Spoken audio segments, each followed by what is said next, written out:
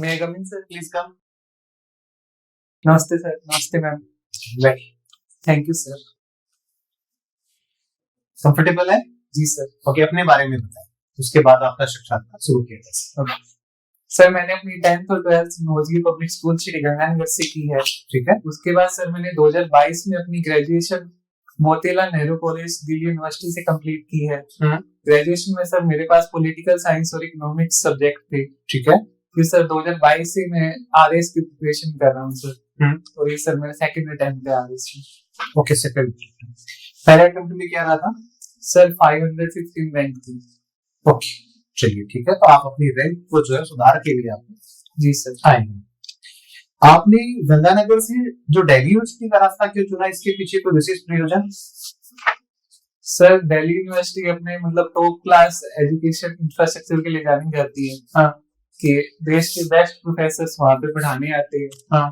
और उसके अलावा सर पढ़ाई के अलावा भी एक्स्ट्रा एक्टिविटीज में दिल्ली यूनिवर्सिटी में काफी एक्सपोजर मिलता है सर। ठीक है सर, ये मेन कारण इसकी वजह से।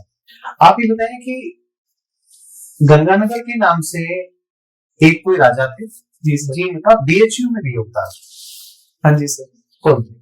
सर महाराजा गंगा सिंह जी। ठीक है। क्या रहा उनका योगदान और किस प्रकार की सहायता करी थी उन्होंने? सर उन्होंने आर्थिक सहायता प्रदान की थी। ठीक है। मदन मोहन मालवीय जी के थ्रू उन्होंने बीएचयू में पैसे दिए थे। ओके। प्रतिनिधि सभा से भी उनका कोई संबंध रहा है क्या? जी सर, उन्होंने 1913 में प्रजा प्रतिनिधि सभा का निर्माण किया था सर। सर ये एक रिप्रेजेंटेटिव बॉडी थी सर। जो मतलब चुनाव के माध्यम से इलेक्टेड बॉडी थी, जो जनता के लिए डिसीजन लिए जाते हैं। उस समय के लिए अपने आप की पहली डेमोक्रेटिक बॉडी कह सकते हैं, जो कि राजाओं के शासन में थी। ठीक है। आप कह रहे हैं कि देश का सर्वश्रेष्ठ जो इंफ्रास्ट्रक्चर है वो दिल्ली की तरफ था और विश्वविद्यालय भी अपने आप में उत्कृष्ट तो नहीं है। जी सर। तो वहां पे फिर आपने केंद्रीय सेवा में जाने का क्यों नहीं सोचा? सर क्योंकि वहां पे जाते हैं तो रास्ता खुलता है केंद्रीय सेवाओं में जाने का। जी सर। और फिर आप वापिस आ गए इसी में। तो इंफ्रास्ट्रक्चर का तो आपने उसका उपयोग किया। हाँ जी सर। फिर आ गए आप राजस्थान की तरफ। उससे बेहतरी के लिए किसी अन्य सेवा में क्यों नहीं गए? सर राजस्थान भी हमारे पूरे स्टेट की सबसे बेस्ट सर्विस है सर। तो यहाँ पे हमें अपने राज्य में अपने लोगों के पास रह के उनके मतलब उनका उद्धार करने का सर मौका मिलता है। तो सर मेरा पहले से ही था कि मैं अपने जो स्टेट में है उसी में एक अच्छे प्रशासनिक पद पे जाऊं। कहते हैं कि अगर अच्छा काम अगर शुरू किया जाए तो क्यों ना घर से ही किया जाए। जी सर। तो आपने जो उद्धार वाला जो शब्द बोला, इसमें पहले जीवन में कभी अपने स्तर पे किसी का उद्धार किया है क्या आपने? सर मैंने कॉलेज टाइम में मेरे जो कॉलेज के तीनों इयर्स थे उसमें एनजीओ का पार्ट था sir. Connecting dream foundation sir, वो मुंबई बेस्ड एनजीओ है। ठीक है। तो उसके हमारे कॉलेज में ही एक चैप्टर था, तो उसका मैं पार्ट था। तो हमारा एक प्रोजेक्ट था, प्रोजेक्ट ड्रीम लाइब्रेरी। तो वहाँ पे sir Pragati Maidan slum area है, वहाँ पे हम स्टूडेंट्स को फ्री में ट्यूशन देते थे सर, रेगुलर बेसिस पे। तभी तो कह रहा हूँ, आप जैसे व्यक्ति को प्रशासनिक सेवा के अलावा जो एनजीओ में जो लोग काम कर रहे हैं, जो धरातल पे काम करते हैं, हाँ जी सर, वो भी अपने आप में नोबल कॉज ही। बिल्कुल सर। उसमें क्यों नहीं आपने अपना जो कैरियर है उसमें क्यों नहीं बनाया? सर एनजीओ एक लिमिटेड स्कोप हो सकता है। आपको जो है वो अधिकार चाहिए कि बिना अधिकार के आप काम नहीं कर सकते, लोगों से करवाना पसंद करते हैं। और साथ में कहीं ना कहीं अगर इस प्रकार की सेवाओं में आएंगे तो फिर भ्रष्टाचार में भी आप संलिप्त होंगे। नहीं सर, मैं तो काम पूरी ईमानदारी से करूंगा। भ्रष्टाचार तो सर मैं कम करने के प्रयास करूंगा। और जो कि एनजीओ की बात है सर, प्रशासनिक सेवा का दायरा एनजीओ से काफी बड़ा है सर। तो आप ये बताएं कि कर्मचारी जो होता है, हाँ जी सर, उसको बांधने के लिए कह सकते हैं कि उस पे उत्तरदायित्व जो है वो डालने के लिए राजस्थान सरकार ने 2011 के अंदर ऐसा कौन सा कानून लेके आई जिसकी वजह से उसमें उत्तरदायित्व जो है वो ज्यादा बढ़। और अब अगर भ्रष्टाचार को रोकने के लिए कौन कौन सी चीजें जो है वो सरकार के द्वारा की जा रही है, और अगर ऐसा कोई व्यक्ति पकड़ा जाता है, कोई भी कार्मिक हो सकता है, तो दंड के क्या बराबर? सर एक पब्लिक हियरिंग एक्ट आया था सर, वो पब्लिक को एक पावर देता है कि आप जो अपना सर्विसेज है वो फिक्स टाइम पे करवा सकते हैं। आपको जो कंप्लेन है किसी सिविल सर्वेंट्स की रिगार्डिंग, तो वो कंप्लेन पब्लिक हियरिंग ऑफिसर को जो हर डिपार्टमेंट में होते हैं उसको कंप्लेन गारंटी अधिनियम 2011 के बारे में कुछ बताएं सर। कौन सा सर? गारंटी अधिनियम 2011 के बारे में। बाकी आप कुछ मैं आपसे सुनना चाहता हूँ, जिसमें सरकारी अधिकारियों को जो है वो काम के प्रति जवाबदेह बनाया गया। सर ये जो पब्लिक सर्विस गारंटी है उसके बारे में? हाँ, उसी के बारे में जी सर। सर इसमें जो पब्लिक हेल्थ ऑफिसर बनाए गए जो कि 15 दिन में जो भी कंप्लेंट्स है पब्लिक की सरकार को लेके या सरकार की किसी ऑफिशियल को लेके, तो उसको सर सोल्व करता है सर। तो ये सर एक जो विलेज लेवल पे वीडियो को इसका कार्यभार संभाला जाता है और ब्लॉक लेवल पे सर वीडियो भी इस ये पब्लिक हियरिंग ऑफिसर। गंगानगर में नया सवेरा के अलावा भी कुछ और किया जा सकता है क्या? जिस प्रकार से गंगानगर के अंदर जिस प्रकार से तस्करी नशा की जो चीजें चल रही है, नया सवेरा तो ऑलरेडी पहले से काम कर रहे हैं, इसके अलावा कौन कौन सी चीजें काम की जानी चाहिए? सर इसमें जो यूथ है उसको मोटिवेट करना चाहिए कि जो नशा जब यूथ स्टार्ट करते हैं तो एंड ऑफ स्कूलिंग में ही होते हैं 11वीं 12वीं में, तो 11th 12th से ही उनमें मोटिवेशन लाना चाहिए कि आप इन सब चीजों में नहीं पड़े। तो इसके लिए सर हमारे जिले में जिला कलेक्टर जी ने एक मूवी भी बनाई है सफेद साया नाम से, तो वो स्कूल में सैटरडे को दिखाई भी गई है, नो बैग डे जो होता है सैटरडे को, तो उसमें युवाओं को इंस्पायर किया जा सकता है। तो दूसरा सर वो है कि जो भी पैडलर्स हैं जो नशा बेचते हैं उनको आइडेंटिफाई करके उनको कोई विशेष अभियान चल रहे हैं क्या अभी भी गंगानगर में पैडलर्स के लिए, जो सीमा पार से जो तस्करी के जरिए जो मादक पदार्थ आते हैं उनके लिए तो विशेष प्रयास राजस्थान पुलिस और पंजाब पुलिस का संयुक्त ऑपरेशन चल रहा है? सर ऑपरेशन का तो नाम नहीं पता मेरे को सर। चलिए कोई बात नहीं। हनुमानगढ़ में बड़ा भी है कुछ जगह, क्यों चर्चाओं में रहती है? सॉरी सर इसके बारे में आपको जानकारी नहीं है।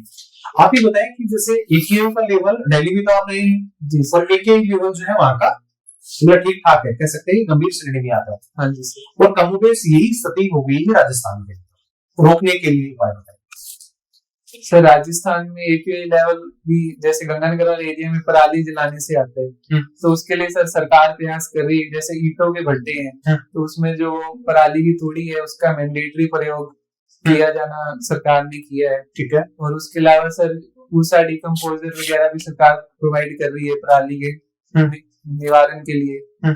उसके अलावा सर पोल्यूशन को कम करने के लिए प्लांटेशन ड्राइव हरियालो राजस्थान भी स्टेट गवर्नमेंट द्वारा चलाए जा रहे हैं। ऐसा लगता है जब गंगानगर का नाम सुनते हैं तो लगता है कि वो धरातली सीमा में देखा जाए तो गंगानगर राजस्थान में है, लेकिन संस्कृति के तौर पे देखा जाए तो उसकी संस्कृति पंजाब के साथ में बिल्कुल जो है ये है। आपको लगता नहीं कि जो सामाजिक मूल्य है राजस्थान की जो कह सकते हैं सांस्कृतिक जो विरासत है उसके उन्मुख पता चला जा रहा है? नहीं सर, वैसे गंगानगर बॉर्डर डिस्ट्रिक्ट है तो एक इन्फ्लुएंस तो आएगा पंजाब स्टेट का, लेकिन राजस्थान का इन्फ्लुएंस पंजाब में तो नहीं जाता। तो भाई बॉर्डर डिस्ट्रिक्ट की बात ठीक कर रहे हैं, लेकिन बठिंडे के अंदर राजस्थान कल्चर तो नहीं है। सबसे ज्यादा पॉप म्यूजिक जो है वो सबसे ज्यादा किसका बजता है? सर वो वही पंजाब का सर। पर्यटन अधिकारी के तौर पे आप क्या क्या चीजें करेंगे जहाँ पे राजस्थान की संस्कृति को जीवित करने के लिए कुछ चीजें बताएं जो करेंगे? जी सर। सर इसमें ये किया जा सकता है कि जो भी अगर स्टेट अपने जिले में डिग्रेटरी जाते हैं, एमएलए एमपी जाते हैं, तो उनको मुख्य पर्यटन स्थलों का दौरा करवाया जाए और जो मेन पर्यटन स्थल है उनका रेनोवेशन करवाया जाए, उनको टूरिस्ट के लिए मोर स्पेस दिया जाए, पार्किंग की सुविधा, ताकि वो और एक्सेसिबल हो।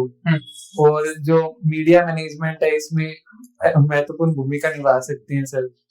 चलिए मेरा अंतिम प्रश्न आपकी हॉबीज से, आप जिम करना पसंद करते हैं? जी सर।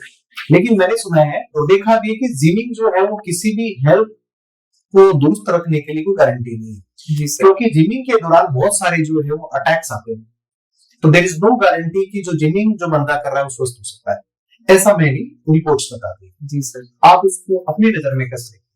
सर हेल्थ एक होलिस्टिक कंसेप्ट है, इसमें मेंटल हेल्थ भी आती है, लाइफस्टाइल भी आते हैं और एक्सरसाइज भी आती है। जिमिंग सर एक कंपोनेंट का पार्ट है। जिमिंग लोग लेट नाइट भी करते हैं कि कईयों का लाइफस्टाइल अगर सही नहीं है, वो पार्टीज करते हैं उसके बाद जिम जाते हैं तो उससे ओवरऑल हेल्थ पे इम्पैक्ट नहीं पड़ेगा। तो आपको जिमिंग के साथ साथ अपने लाइफस्टाइल और मेंटल हेल्थ पे भी फोकस करना चाहिए सर। जो भी सर हार्ट अटैक के केसेस बताए गए हैं तो उनके सर मेंटल स्ट्रेस और लाइफस्टाइल प्रॉब्लम्स ज्यादा देखी गई है सर। ठीक है, सोली जो जिमिंग है वो हेल्थ बढ़ा भी नहीं सकता और जिम हेल्थ बिगाड़ भी नहीं सकता, पर जिमिंग सर हेल्थ अच्छी करने में एक महत्वपूर्ण भूमिका। लेकिन हमने कहा सिर्फ इसके अंदर तो सुडौल बॉडी को बनाया जा सकता है, लेकिन अंदर से जो सारी जो बॉडी के जो पार्ट्स हैं उनको दुरुस्त नहीं किया जा सकता, जिसमें रेस्पिरेशन जो है, रेस्पिरेटरी जो सिस्टम है वो नहीं है, इसके अलावा बहुत सारी चीजें हैं। सर आप योग से बेहतर मानते हैं जिमिंग को या योग बेहतर है? सर दोनों की अपनी अपनी खूबियां हैं। जिमिंग में सर अगर आपका गोल मसल गेनिंग करना है तो उसकी जिमिंग स्पेसिफिक आपको अच्छा होगा, और अगर आपको मेंटल पीस भी चाहिए और बॉडी में फ्लेक्सिबिलिटी भी चाहिए तो योगा। आपको लगता है कि आपके शरीर की जो क्षमता है जी सर, उससे कहीं ज्यादा जिमिंग करने की वजह से, जिसमें आपने भी उल्लेख किया अपने प्रत्युत्तर के अंदर कि मेरे को बॉडी का ये पार्ट मुझे थोड़ा सा बल्कि बनाना है, उसको भारी बनाना है, उसके लिए आप ज्यादा एक्सरसाइज करोगे, एक ही बॉडी पार्ट्स को अगर आप ज्यादा करोगे तो आपके शरीर के साथ में तो आप खिलवाड़ करते हैं। जी सर, ये इम्प्रॉपर जिमिंग का नतीजा है। पर जैसे हम शेड्यूल में लगाते हैं कि हर डे, जैसे मंडे को फिक्स होता है चेस्ट लगानी है, ट्यूसडे को ट्राइसेप लगानी है, तो अगर एक बैलेंस वे में बॉडी को ट्रेन किया जाए तो ऐसा अब नॉर्मल ग्रोथ नहीं होती सर। ओके, ऐसा मानते हैं सर। प्लीज आप 2022 की बात क्या कर रहे हैं?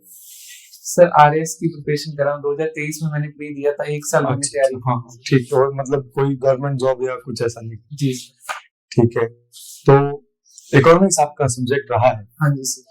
तो इकोनॉमिक्स के बारे में आप बताएं कि फादर ऑफ इकोनॉमिक्स कौन?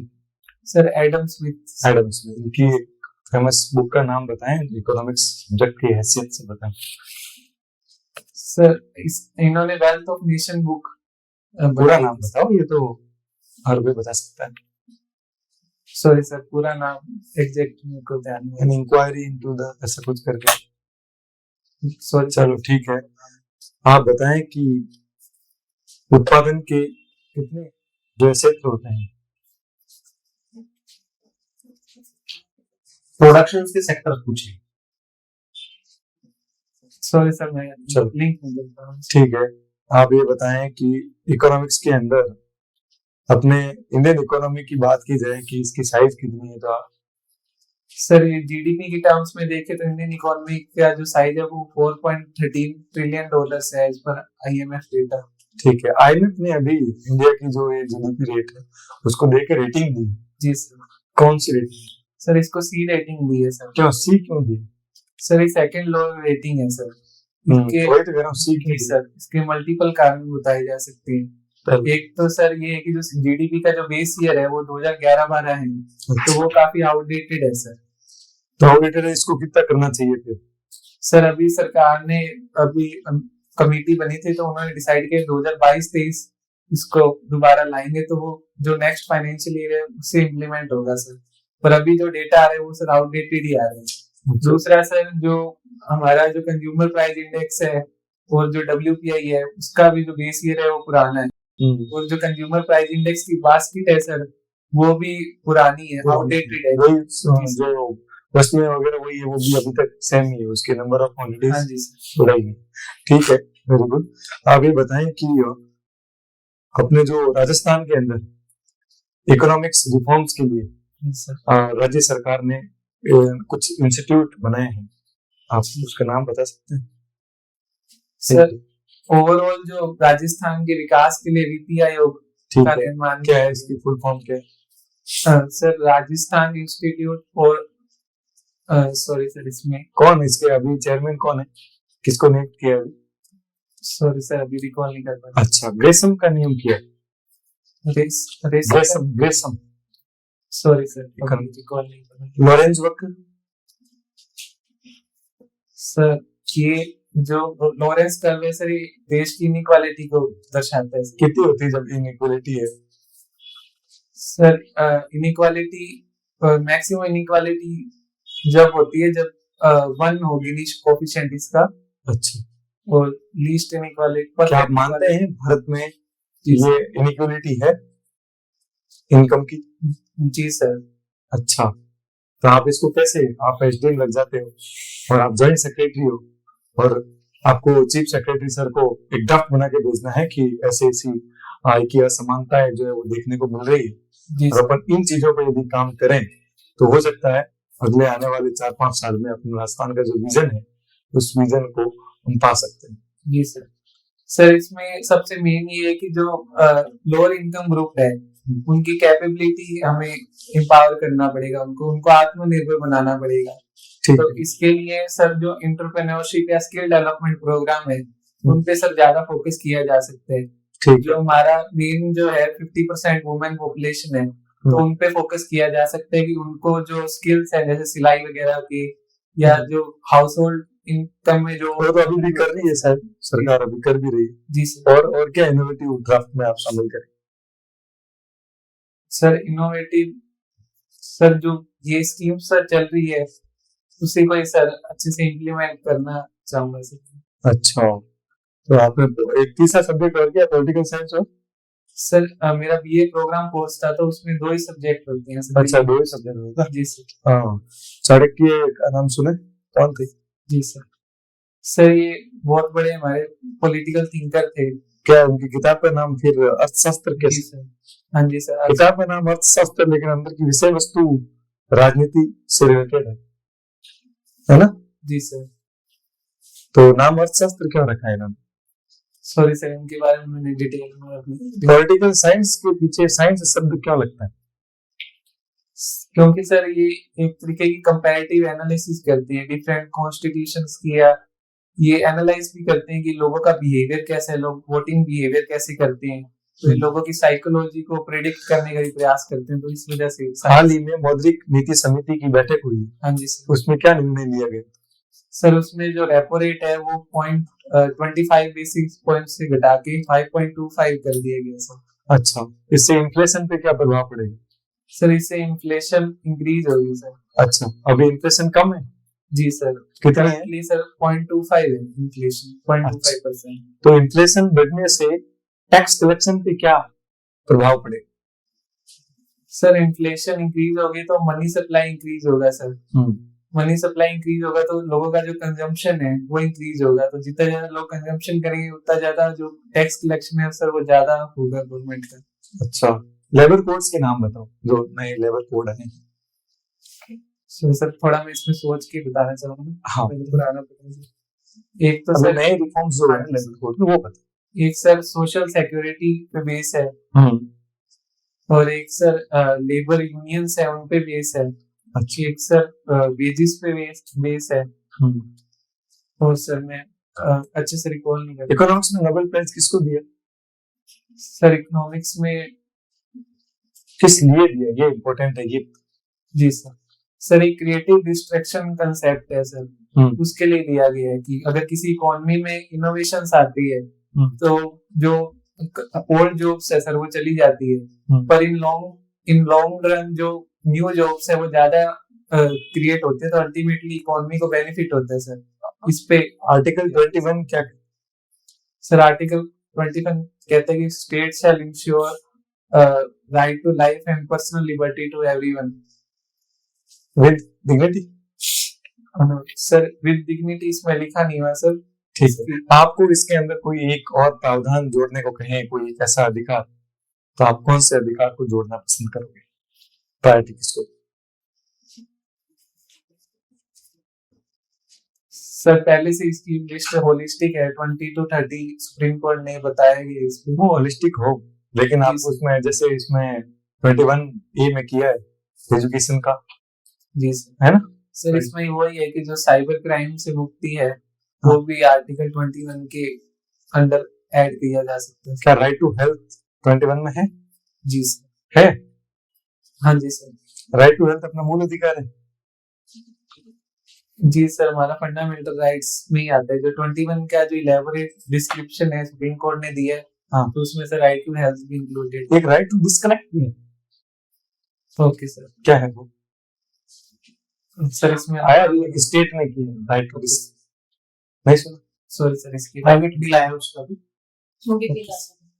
ठीक है, जैसे कि गंगानगर की स्थापना के बारे में बताइए, कब हुई थी? मैं गंगानगर की स्थापना 26 अक्टूबर 1927 को हुई थी। इसमें लॉर्ड इरविन आए थे। तो पहले रामनगर कस्बा था गंगानगर, तो उसका नाम चेंज करके श्री गंगानगर महाराजा गंगा सिंह के नाम पे रखा गया था। इसी टाइम ही मैम जो गंगा नहर का निर्माण कार्य था वो पूर्ण किया गया था मैम। तो गंगानगर का भी श्री क्यों लगाया? मैम वो महाराजा गंगा सिंह जी के रिस्पेक्ट में लगाया गया था। मतलब अदर जो है जैसे बीकानेर, जोधपुर, है ना, इनके रिस्पेक्ट तो है ही नहीं इसका, मतलब इनके आगे तो श्री जोधपुर, राव जोधपुर, श्री बीकानेर, राव। मैम मेनली ये जो गंगा नहर के निर्माण में महाराजा गंगा सिंह ने जो बहुत बड़ा योगदान दिया उसके लिए लगाया जाता है, क्योंकि पहले एक मरुस्थलीय इलाका था, अभी इसको उनका कटोरा कहते हैं। तो इसमें जो ट्रांसफॉर्मेशन की है महाराजा गंगा सिंह ने, जो बहुत बड़ा योगदान दिए यहाँ पे जो सेटलमेंट्स को लेके, तो उनका इतने बड़े योगदान को एप्रिशिएट करने के लिए ये लगाया जाता है। नहीं तो अच्छा, ग्रीन रेवोल्यूशन के बारे में बताइए। जी मैम, ये 1960 में एम स्वामीनाथन ने जो इसका चलाया था। इसमें क्या है कि हाई वैरायटी सीड्स है, वीट्स और राइस की। तो पहले हम क्या है कि फूड में सेल्फ सफिशिएंट नहीं थे, यूएसए से इंपोर्ट्स करते थे जो फूड ग्रेन्स है। तो हाई यील्ड वैरायटी से क्या है कि जो हमारे पर एकड़ लैंड है उसकी प्रोडक्टिविटी इंक्रीज होगी, तो हम फूड ग्रेन्स में सेल्फ सफिशिएंट होगी। तो मैम यही है कि हाई यील्ड वैरायटी को इंट्रोड्यूस किया गया था इसमें, और जो इरिगेशन फैसिलिटीज है उसमें विस्तार किया गया था। तो राजस्थान में कौन सा एरिया इससे ज्यादा मतलब हो रहा प्रभावित? जी मैम, इसमें मैम मुख्यतः गंगानगर और हनुमानगढ़ वाले जिले इससे प्रभावित है। अच्छा, चलो ये तो हमने राजस्थान का कटोरा आपने बोला, इसके नेगेटिव इम्पैक्ट क्या हुए हम गंगानगर और हनुमानगढ़ में? मैम ज्यादा सिंचाई होने की वजह से यहाँ पे सेम की समस्या बन जाती है। जी मैम, इसमें जो सफेदा के पेड़ है वो लगाए जाते हैं, यूकेलिप्टस कहते हैं उसको। और दूसरा मैम, इसमें जिप्सम का प्रयोग किया जा सकता है। और तीसरा सॉरी मैम, अभी तो ही जैसे आईजीएलपी जैसे नहर आ रही है उसको जैसे पक्की करना था। जी मैम, रीलाइनिंग ऑफ आई, उसके दोनों किनारों पे पेड़ लगाना उस टाइप का। अच्छा, गंगानगर में नदी कौन सी बहती है? मैम घग्गर नदी। घग्गर नदी? जी मैम। कहाँ तक जाती है, कहाँ से निकलती है? मैम इसका गंगानगर में एंट्री पॉइंट तो ध्यान नहीं, जहाँ वहाँ हिमाचल प्रदेश से इसका ओरिजिन पॉइंट है, वहां से हनुमानगढ़ के जो तिलवाड़ा विलेज है वहां से एंटर करती है। और गंगानगर में इसका लास्ट पॉइंट अनूपगढ़ का बिंजोर गांव है मैम, वहां से ये पाकिस्तान की तरफ जाती है। तो आपने पंचगौरव अभी जो लॉन्च किया उसमें गंगानगर के पंचगौरव बताइए। मैम एक तो जो उपज है वो किन्नू है, और जो उत्पाद है वो मस्टर्ड ऑयल है, सरसों का तेल।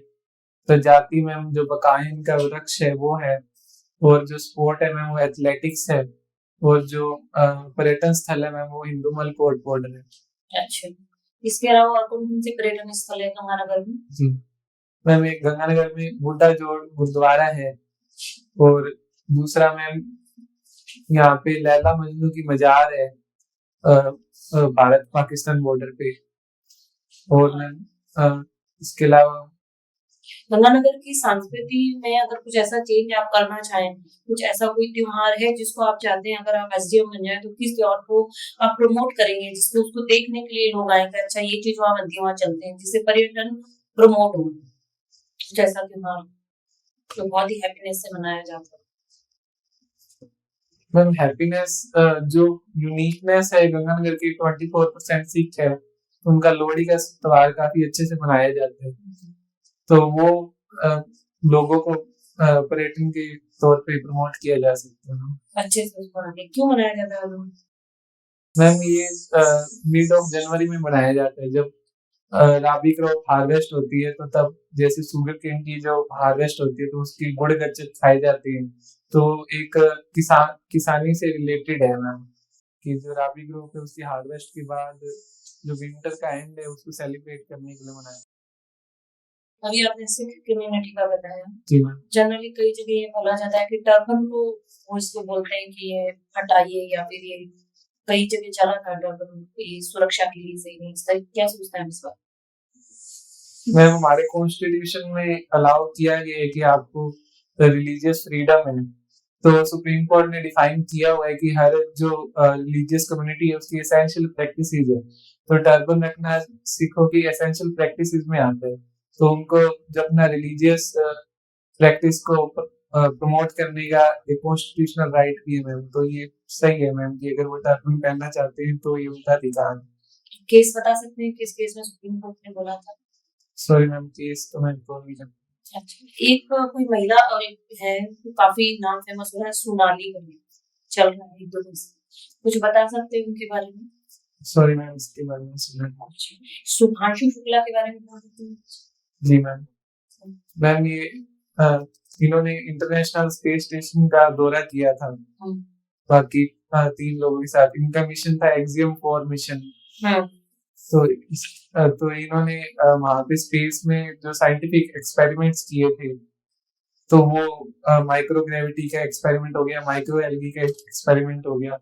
तो उनका योगदान ये है कि वो इंडिया से गए थे, इसरो के साइंटिस्ट है। तो अब जो इंडिया का मैंड मिशन है गगनयान, तो उसमें वो हेल्पफुल रहेंगे इंडिया को अच्छा करने के लिए।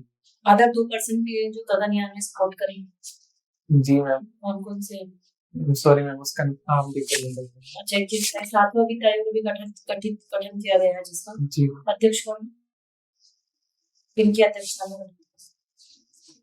मैम उनका सरनेम नहीं याद कर रहा है, श्री अरुण जी है। अच्छा, एमएसएमई की न्यू परिभाषा बताइए। जी मैम, इसमें जो इन्वेस्टमेंट है वो मैम स्टार्टिंग में 2.5 करोड़ रखा गया है जो माइक्रो एंटरप्राइज है, और जो मीडियम एंटरप्राइज है उसके लिए 25 करोड़ रखा गया है, और जो sorry ma'am micro small enterprise के लिए 25 करोड़ रखा गया है, और जो मीडियम एंटरप्राइज है उसके लिए 125 करोड़ रखा गया इन्वेस्टमेंट। और जो टर्नओवर है मैम वो 10 करोड़ रखा गया है माइक्रो के लिए, स्मॉल के लिए मैम 100 करोड़ रखा गया है, और जो मीडियम है उसके लिए 500 करोड़ रखा गया है। बढ़ाने की क्या जरूरत पड़ रही है इसको? मैम जो हमारे एमएसएमई है उनका जो देश की जीडीपी में वो काफी बड़ा योगदान देती है। तो हम ज्यादा से ज्यादा अगर जो एंटरप्राइज जो एमएसएमई की कैटेगरी में आएंगे तो उनको बहुत ज्यादा हेल्प होगी। तो इससे क्या है कि जो लोकल एम्प्लॉयमेंट है वो भी इंक्रीज होगा, और जो एमएसएमई का योगदान एक्सपोर्ट्स में तो वो भी इंक्रीज होगा, उससे ट्रेड डेफिसिट वगैरह काफी इम्पैक्ट कर सकता है। हमारे ये मेरा लास्ट क्वेश्चन है आपके साथ, हमारे पड़ोसी देशों के साथ संबंध को अब 2 लाइन में कैसे डिफाइन करेंगे? हम सफल हैं, असफल हैं, या फिर प्रॉब्लम है, तो क्यों है? मैं हम पड़ोसी देशों के साथ संबंध हमारे सफल कहा जा सकता है उस केस में जब वहाँ पे एक पॉलिटिकल स्टेबिलिटी और वहाँ पे एक डेमोक्रेटिक गवर्नमेंट हो, जैसे कि श्रीलंका में देखे हमने, भूटान में देखा है। तो वहाँ पे जब बांग्लादेश में भी एक लोकतांत्रिक सरकार थी तो हमारे संबंध काफी अच्छे थे, पर अगर उनके इंटरनल इंस्टेबिलिटी आ जाती तो कुछ टाइम के लिए हमारे संबंध थोड़े से डाउन चले जाते हैं। पाकिस्तान को तो भूल ही गए हैं। जी मैम, पाकिस्तान के साथ तो हमारा सिचुएशन एकदम क्लियर है कि टेरर और टॉक्स एक साथ नहीं हो सकती। तो पाकिस्तान के साथ हमारे सारे संबंध जब तक बातें नहीं हो सकती जब तक वो टेररिज्म को खुद रोक ना देंगे। इसको कभी ऐसा पूछे ना तो इसमें चाइना और म्यांमार का भी जोड़िएगा। जी आप ही बताएं कि भारत की जो वैदेशिक नीति है ये आदर्शवाद पे आधारित है या यथार्थवाद पर? सर, पहले जो विदेश नीति थी जब चाइना 1962 से पहले जो हम कह रहे थे कि हिंदी चीनी भाई भाई है, तो हमारे आदर्शवाद पे आधारित थी। पर जब हमने युद्ध का एक्सपीरियंस देखा तो हमारी अब जो फॉरेन पॉलिसी है इवॉल्व हो गई है, हम यथार्थवाद पे बेस है। तो आप ही बताएं, मेरी नजर में अमेरिका टैरिफ नहीं लगाता जी अगर रसिया से हम तेल इंपोर्ट नहीं करते, ठीक है। Okay sir. लेकिन वर्तमान में 50% टैरिफ लगाने की वजह से बहुत सारे जो रोजगार कह सकते हैं, हमारा जो निर्यात था वो निचले स्तर पे आ गया है। उसके बाद में जो डॉलर की जो कह सकते हैं तादाद है वो हमारे पास कम हो गई है, उसका डॉलर का जो कह सकते हैं खजाना वो कम हो गया है उसके बाद में, ठीक है। और इतनी सारी चीजें हमने कर ली, तो आपको लगता नहीं कि अगर यथार्थवाद की तरफ से देखा जाए तो अमेरिका थोड़ा ज्यादा मुफीद लगता है रसिया से? तो यथार्थवाद की तरफ अगर जाने की बात करें तो हमें अमेरिका की तरफ जाना चाहिए। नो सर, हमारे क्या है कि फॉरेन पॉलिसी की स्पेशलिटी की कंटिन्यूटी ऑफ फॉरेन पॉलिसी है।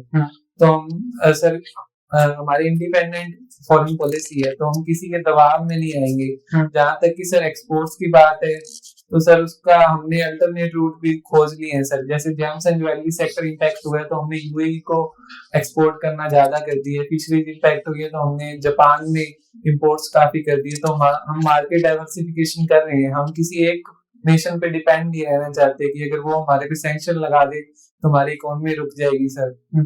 और सर जो डॉलर का कम फॉरेक्स रिजर्व कम होने की बात है, उसमें ये है कि सर हमारे ऑलरेडी जो फॉरेक्स रिजर्व है वो टॉप 4 पे है सर। तो कुछ फॉरेक्स रिजर्व शॉर्ट टर्म के लिए कम हो लेकिन रेमिटेंस पाना कम हो जाएगा। रेमिटेंस में जिस प्रकार से H1 वीजा का जो चल रहा है उसके बाद में भारतीयों की संख्या कम हुई है अमेरिका में, जी सर, जिसकी वजह से फिर टैरिफ है।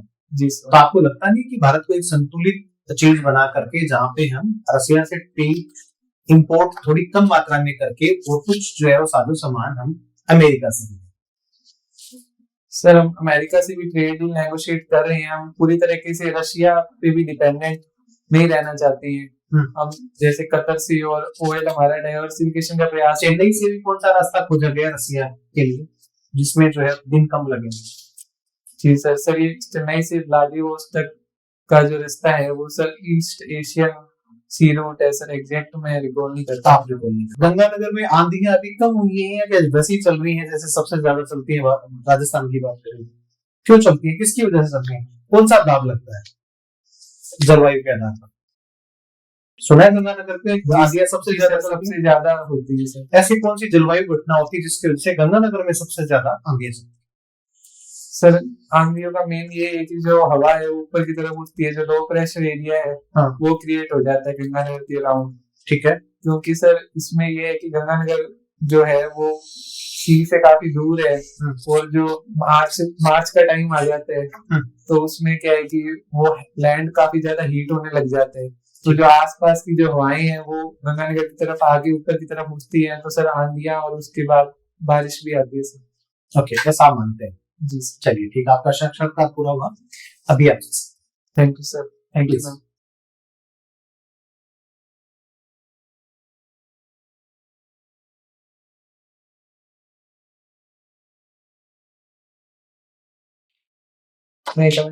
छायांक, क्या नाम है आपका पूरा? सर छायांक चावला। छायांक है ना?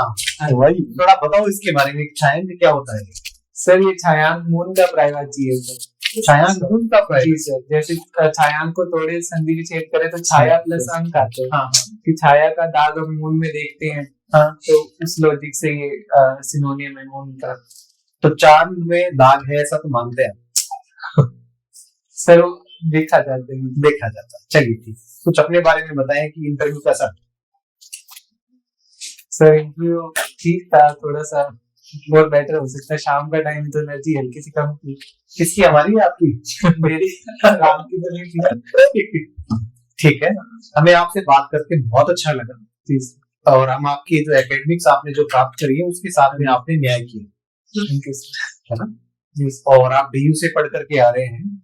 एक तो थोड़ा सा दिल्ली का इंफ्रास्ट्रक्चर शानदार है लेकिन उसको थोड़ा सा कम आंक करके राजस्थान का भी बेहतर था, लेकिन मुझे वहां पे इस प्रकार का अपॉर्चुनिटी मिल रही थी तो मैं वहां पे भी। ठीक है ना? बाकी मेरे हिसाब से तो आप मतलब अच्छे कैंडिडेट हैं। कुछ चीजें हैं जो हमेशा आपके साथ रहती हैं कि जैसे ये भी पढ़ लो, ये भी पढ़ लो, ये भी पढ़ लो, इसकी कोई लिमिट नहीं है। और इंटरव्यू एक ऐसी चीज है जो एंडलेस है, ओपन है, ओपन एंडेड है। सवाल कहीं से भी दागे जा सकते। क्या पता आप यहाँ करके बैठ करके हमसे ज्यादा इंटरव्यू अच्छा आप दे सकते, ऐसा भी है। लेकिन आप जो है एक आप बताएं जो आप आंसर देते हैं ये इतना ही लंबा देते हैं, मतलब ऐसी बात करते हैं अपने जीवन में ऐसे थोड़ा सा प्रैक्टिकली आप ऐसे ही है, स्पीड आपकी यही, आपका व्यक्तित्व ऐसा ही है। आंसर तो कैसे, मतलब थोड़े से में लंबे लगे। अच्छा, जैसे वो बात अगर जो है 4 पंक्तियों की उसको अगर मैं 2.5-3 में कंप्लीट कर सकते हैं, जो आप वो सर रिकॉल नहीं होता, वो थोड़ा पहली लाइन ही बड़ी इसलिए कर देते कि आगे पॉइंट्स थोड़े प्यार तो करते रहता है। तो ये आप जानबूझ के कर रहे हो? डिप्लोमेसी आपकी है? डिप्लोमेसी क्या माना जाए, ये आपके व्यवहारिक जीवन में ऐसी चीजें हैं व्यवहारिक जीवन में वही है कि सर थोड़ा सा और पढ़ूंगा, थोड़ा और स्पेशल भूमिका थोड़ी बना लेते हो तो थोड़ा सा हाँ।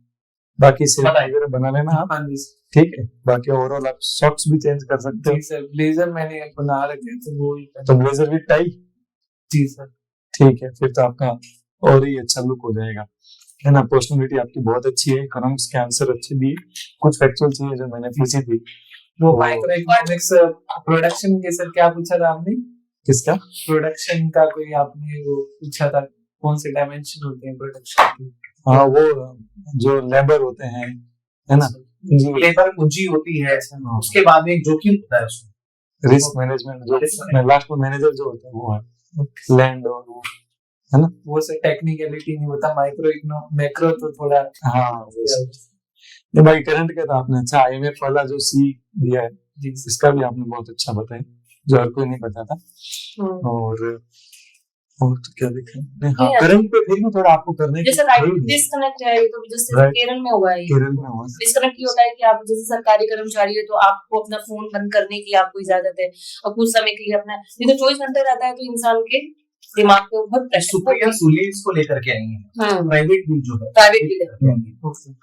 और केरल में लाए। हाँ पब्लिक जो बिल होता है, देखो दो बिल दो होता है, bill एक प्राइवेट बिल होता है, एक पब्लिक बिल है, कंफर्म तो क्लियर है। हाँ। पब्लिक बिल होता है जो किसी मंत्री के द्वारा पेश किया जाता है, प्राइवेट बिल ऐसा बिल होता है जो सत्ता पक्ष के सांसद अथवा जी विपक्षी सांसद के द्वारा भी इसको पेश किया जाता पर वो मंत्री नहीं हो सकते। है, वो मंत्री नहीं हो सकते। उसके बारे में सर पढ़ना। और ये भी देखा ना अब तक कितने पास हुए, बहुत कम पास होते हैं प्राइवेट में, जी मैम अराउंड 14 ही अभी तक 14 पास हुए हैं। यस, तो ये राइट टू डिस्कनेक्ट का ही है।